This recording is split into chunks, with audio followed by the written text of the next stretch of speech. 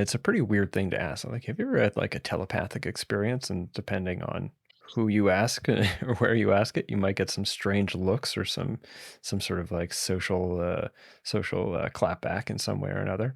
But I think when we start asking people about these things or sharing experiences, I imagine like a lot of people are going to be like, you know what? And then they have an experience too.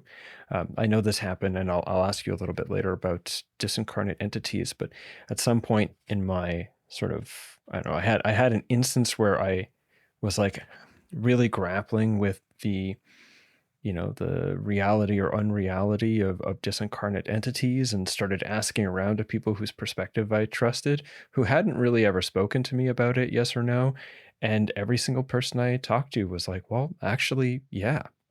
They all kind of had like experience. Excuse me. Well, some people I asked were like, I have no idea what you're talking about.